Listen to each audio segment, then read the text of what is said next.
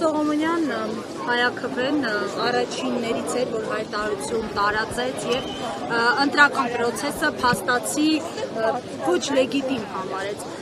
Ինչ է կարծում կենտրոնական ընտրական հանձնաժողովը հանրային այս ալիքի դժգոհությանը ականջալուր կլինի, եթե հաշվի առնենք, որ Փաշինյանը պնդում է միայն իր քվեներն են օրգանիկ, մյուսները, այսպես ասած, ընտրական շարքով են։ Առայժմ սպասում ենք, ճիշտ է դեռևս, այսինքն այն հայտարարությունը, որ վերաբերում էր ընտրությունների արդյունքներին տեղի ունեցավ, բայց այդ 3 տեղամասերում վերաքվեարկություն անցկացնելու որոշումը դեռևս չի ընդունվել եւ սպասում ենք այդ որոշման ընդունմանը։ Եթե այդ որոշումը լինի բացասական,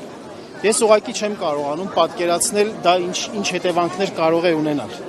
Կստացվի, որ ցանկացած ընդդիմադիր ուժի, որ տեղամասերում, որ ձայները շատ են, կարելի է դրանից հետո անվավեր համարել եւ այդպիսով ընտրությունների ինստիտուտը ընդհանրապես գերեզմաներ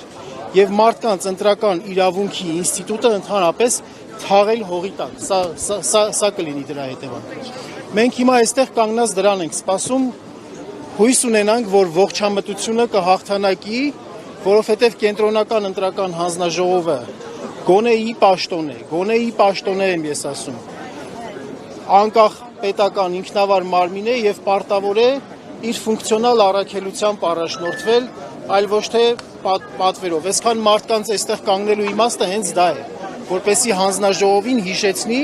որ ինքը ունի գործառութային առաքելություն, ֆունկցիոնալ սահմանադրական առաքելություն։